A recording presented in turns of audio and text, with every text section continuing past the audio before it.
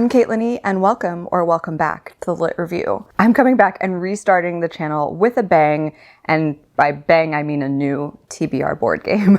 Now, for those of you who are big fans of my OG board game, Litland, don't worry, Litland will make a grand return. I just realized that I was getting kind of stuck in the way the gameplay was working, so I'm gonna take a break from Litland and kind of introduce something new that we can do together in the meantime. And then my long-term plan is to kind of alternate between OG Litland and what I'm introducing to you today, which is going to be Litland Library, which, you know, it's a taller board game, so apologies for my ring light bouncing off. It's just the nature of the beast. Included Wilbur, our avatar from Litland, so that he's still here in spirit, even if we don't have a little pig avatar to be involved. So there's still some continuity. But in general, we're using the same 6 categories for genre, which are the ones that I predominantly read. I, as kind of a reintroduction, mostly read fantasy and romance. And then I sporadically like to read other genres like historical fiction,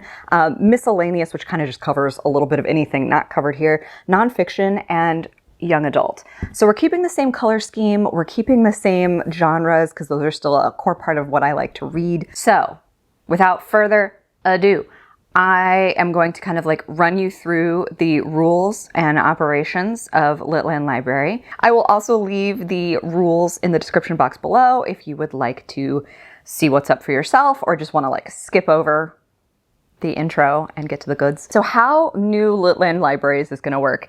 Is we're actually going to use this little thing right here, this little 3D printed gumball machine, just full of very cute D6s. And then I'm going to roll the D6 to see how many cards we're actually going to pull. So anything from 1 to 6. And I really like the freedom of that because 6 is about like what I can manage on a good month. You know, we're embracing that. And then sometimes it'd be nice to have like a TBR that's only 1 book long and then get to mood read for the whole month. How special. And then that's how many cards I'm going to have to pull from our library stack. On the board game itself, which you'll see a better close-up of when we get to play, there's these like darker shades of the color. And so there's 6 of these card slots on every genre. And for the whole game, meaning like throughout every round, the goal is to collect 6 from every genre to like fill my library card. That requires cards. That requires extra cards. And so here are our Litland Library cards. These are a mix of like random prompts. Like if I'm just gonna, oh, that's actually something I need to demonstrate. Oh, okay, that too. All right, fine, cool. Some of them are full of prompts. Like this one says Goodreads nominee. So I would have to pick whatever was in that genre. And if it was a Goodreads Best of the Year nominee to fulfill that prompt. There's this one that says Reading Challenge. This one for a video, so read a book that's for a video concept. My personal favorite, which is a mood read card. And then this one, which is basically saying next in a series. So the whole point is to collect these cards, and I can choose at any given point how much of each genre I want to read, but I need to be strategic about the long haul here, because if I just want to read all 6 romance in a month, then I've basically robbed myself of romance in future months. So I, need to be careful about how I select these things. Then at the end of the month, I only get to kind of like check off a spot if I read the book that fulfilled a prompt. If not, that spot goes back into play. And the whole point of me building like a nice juicy deck like this is that I want to be able to like get through it quickly. Like every month we're going to put new prompts in each of those spaces so that things get shuffled back in. You're going to see prompts multiple times. I felt like this was a really good way for me to get back into playing games with you all and then also doing more content for this channel, because I just felt like I wasn't doing enough mood reading. I would get really bogged down in some of the things I was selecting. So here we are. And then I also caved and did the very booktube book content creator thing and got myself a book cart because it's handy. But I filled this with a bunch of books that I'm just like genuinely really excited about. And I didn't want to put any like shoulds in there. It was just like what makes me happy. I want to fall back in love with the process of reading, and I want to share that with you. So all of these books are books that I am some degree of excited about, and there may come prompts where I have to pull from not the cart, but like the rest of this, because the majority of this nonsense is unread, friends. Like I really need to deal with it. So whenever possible, I'm gonna try to pull from this cute little cart. But for now, we're doing Litland Library, so let the fun begin. These are each of our pieces of our setup here. I will very quickly put all of those out, but I have to put this down in order to do that. So hold that thought.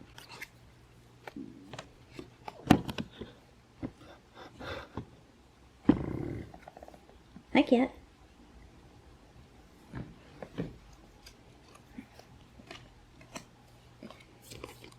Excuse you, no, don't.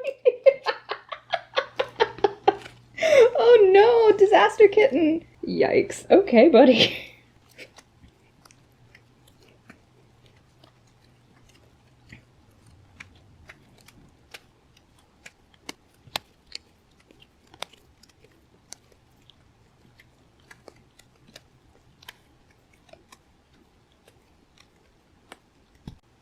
So I won't read them all out, but here's what we have in romance. You'll notice one of the special cards that's new. I have to, for a video. Fantasy, these are the prompts here. Apologies for the little reflections of the lights in my ceiling that you can see. Historical, here's our prompts for that. And then if we go down here to miscellaneous, another thing that you'll be able to see this is like read next in a series. So if I have a miscellaneous one for that, maybe. NonFiction also features one. It's a reading challenge, so I can pick that up if I have something in mind. And then young adult has both a read for a video and a mood read. This is what the board looks like. You can see we still have plenty of prompts to go. And let's now see how many of these things I'm going to have to try to pick this month.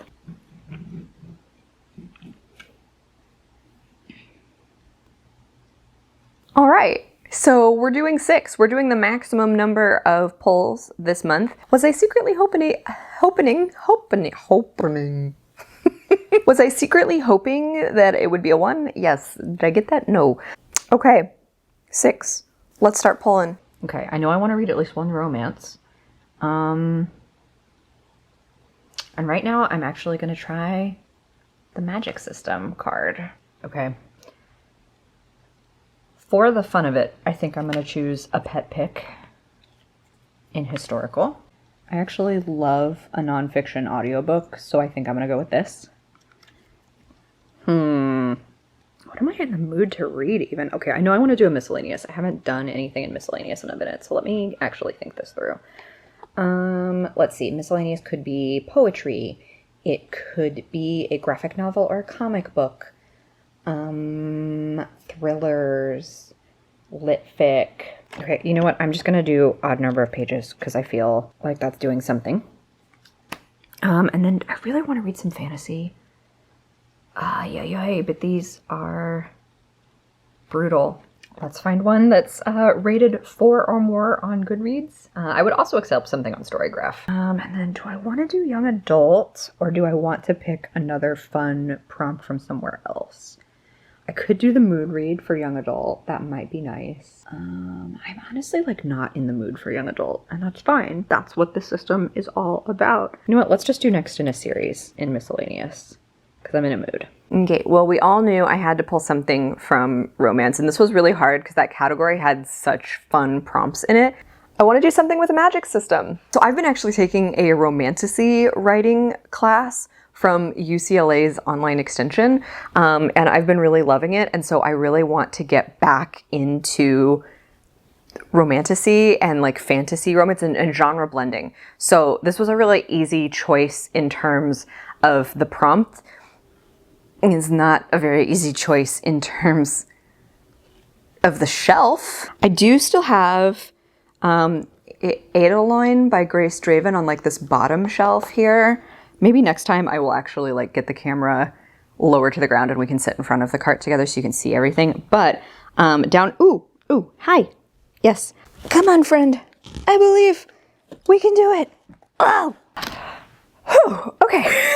Legitimately, I feel like I had to wrestle this book out of here because I've jam-packed this little cart full of cute things and good reads, hopefully. This is A Restless Truth by Freya Marsk. I think it's A Marvelous Light. That's the name of the first book, but I think that might be the series name. If not, I'll put it up here somewhere. But this is book 2. So this book is a continuation of the overall plot that we were introduced to in book 1, but it's following the little sister of one of those main characters, and her name is Maud. So she is, doesn't want to be stuck in a life of like basically what's expected of a woman in like the Edwardian era. So she decides to become a lady's companion, except whoopsie daisy, the little old lady she's supposed to be a lady's companion to, is dead on a ship very quickly after her service begins. And so now she's got a lot of things to figure out. And along the way, she meets a woman who like both confounds her and intrigues her at the same time, named Violet. And so Maud is a non-magical individual, but she is aware of the whole magic system.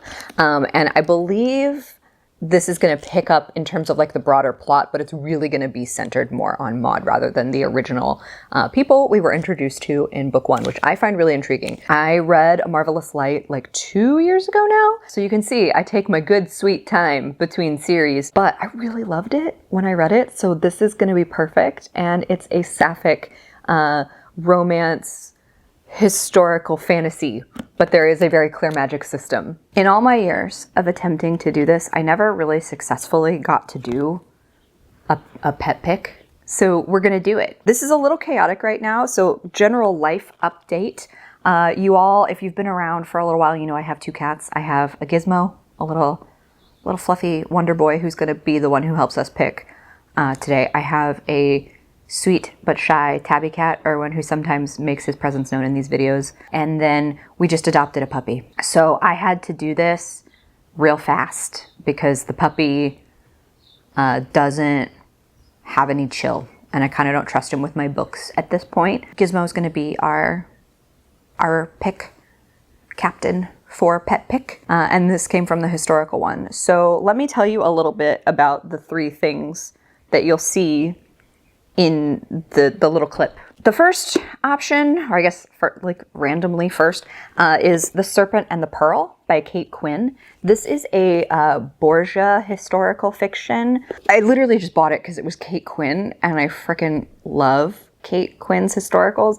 You might know her for more of, she's been in a very strong like World War I, World War II era for like the last decade or so. But I first got to know Kate Quinn for her Empire of Rome series. And so when I saw that she also did something about the Borgias in like, what 1400s Italy, I grabbed this. So it's been on my shelves for a long time. I would like to give it a go. In no particular follow-up order, this one has dust on it because it's been on my shelves for a little while. But this is a hardcover, which I don't buy those for myself very often. I get them in boxes, but I don't buy them.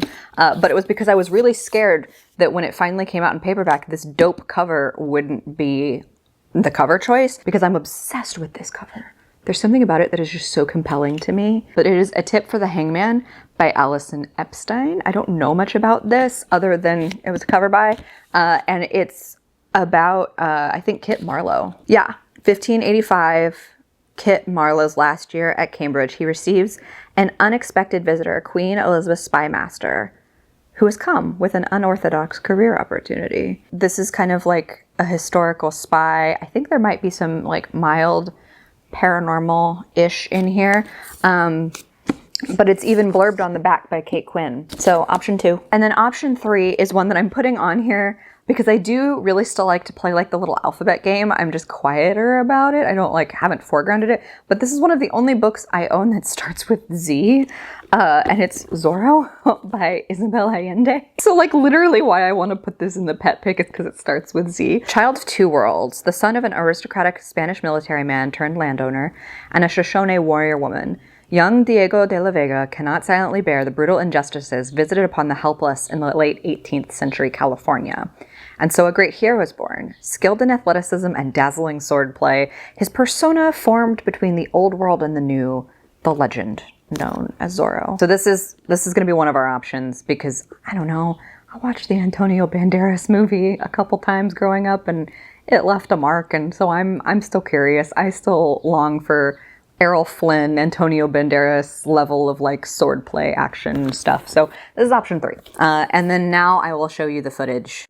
Okay, our options are Zoro, Tip of the Hangman, Serpent, and the Pearl. Here's our willing participant. Hey. Oh. What do we think, Gizmo? What do we think?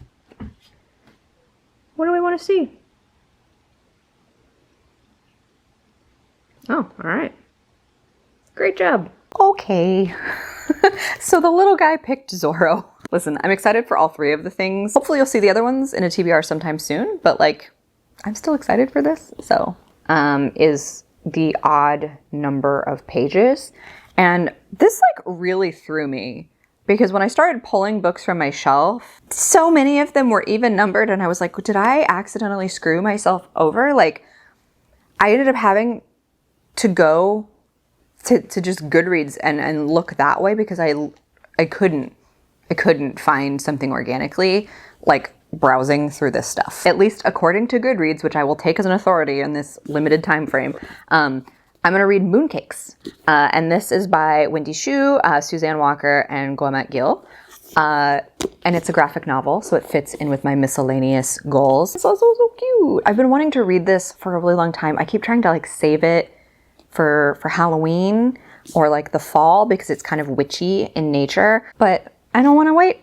And I'm not clearly doing it. It says it's a story of love and demons, family, and witchcraft. Nova knows more about magic than your average teen witch. Teen witches! So even though I said I didn't want to read young adult, I guess I kind of am, but like in graphic novel form. She works at her grandmother's bookshop, and they loan out spell books. And, set in New England. One fateful night, she follows reports of a white wolf into the woods and comes across the unexpected. Her childhood crush, Tam Lang, battling a horse demon in the woods.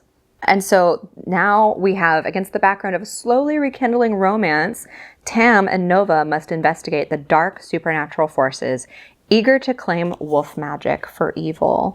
I'm looking forward to this. Cute.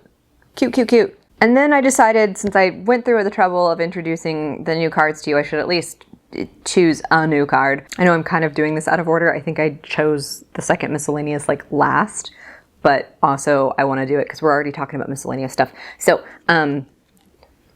next in a series, I instantly knew what I wanted to read. Again, I probably should have pulled from here. Did I? No. I talked a big game about using this, and I've only used it once so far. It's because I knew immediately what I was in the mood to read, and in a next in a series in a miscellaneous. And that is the next in the Millennium series. So this is The Girl Who Takes an Eye for an Eye.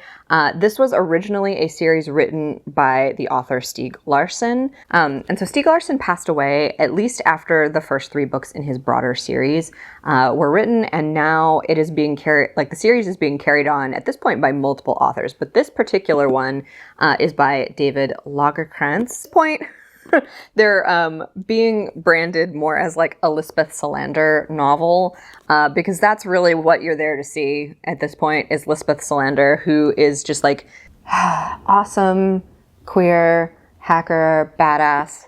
I'm obsessed. I love her. I love reading books about Lisbeth Salander, and honestly, I think David Lagerkrantz has done a good job of like carrying forward the voices of these characters. So I just kind of turn to these books whenever I want a little bit of like the thriller feeling.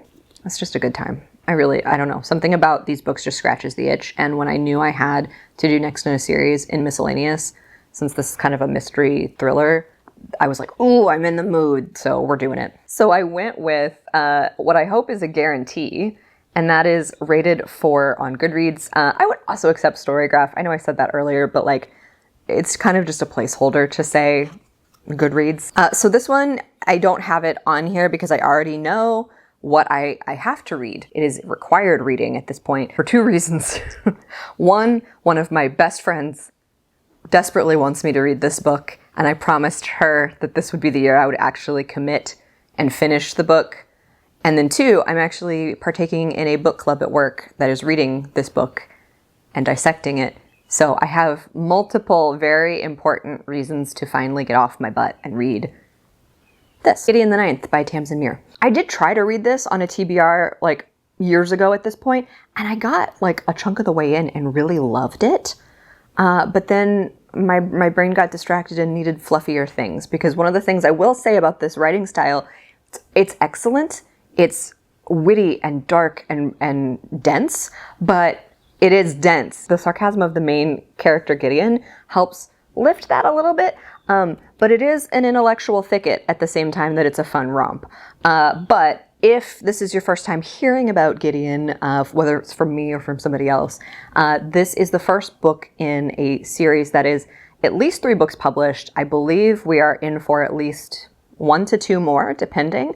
But Gideon the Ninth is a kind of sci-fi fantasy. It blends a little bit. It was originally pitched to me as lesbian necromancers in space, which was enough to catch my attention. And I've heard so many good things about it from people that I love. The reference is Gideon the Ninth, so she's part of the 9th house because there are like these quasi-noble houses. I'm still learning a lot about what that means, but the back cover tells me that there's going to be some kind of like competition, and all Gideon really wants from the 50 pages I've read is to get the heck off of the planet where 9th house is, because her nemesis with waggly eyebrows that you can't quite see through my bangs is the girl she's grown up with, Harrow or Harrowhawk. It's like the de facto leader and heir of 9th house. I'm looking forward to learning more about what this actually entails. You can see this has black sprayed edges. I'm so simple. Just give me something pretty. And I love the cover. I think this is a fantastic freaking cover. So Nikki, I swear I will read this book for you. Okay, last one. And this one technically wasn't my last pull, but it's the last one we're talking about. And it was nonfiction. This was so easy, friends. Like, I knew I wanted to do an audiobook pick of all things in nonfiction, because I love listening to nonfiction audiobooks. Just freaking love it. Obviously, it's not going to involve me using the cart, but what I did is I scoured both my physical and my virtual TBR for books I've wanted to read for a while, and also tried to look for ones that I thought would be a little shorter, because I do have quite the stack going for June at this point. And I have it written down here, is the audiobook for Between the World and Me by Tanishi Coates. I may be mispronouncing his name. It's been on my virtual TBR for a really long time. It is a mix of like speaking to his son about what it means to be a Black man in America. I've heard really good things about it in terms of it being something that is moving, and it's also under 4 hours as an audiobook. So I feel like this could be a really good way for me to read something I've been dying to read for a while and just haven't been in the mood to read, but then also giving it the time and space to like really enjoy it through the audiobook form. So there are my 6 books, 5 of them physical, and then of course we have the audiobook of Between the World and Me by Tanishi Coates. Our other physical books are The Girl Who Takes an Eye for an Eye by David Lagerkrantz. We've got Mooncakes by Wendy Xu, Suzanne Walker, and Jonah Gill. Zoro by Isabel Allende, Tamsin Muir's Gideon the Ninth, and Freya Marsk's A Restless Truth. I feel really good about this stack. That is the first draft, the first run through of Litland Library. I hope you had a good time. Let me know in the comments what you are most excited to see me read this month, or if you've read any of these before. Thanks for sticking with me through the whole video. If you made it this far, please go ahead and give me a like and subscribe. It does really help with the metrics of the channel and helps me figure out what y'all actually enjoy. Thanks for spending some time with me, and I'll see you in the next one. Bye! Hold on, girl, now wait just a minute. Oh, whoops. I didn't mean to turn this back on. The bangs are banging though.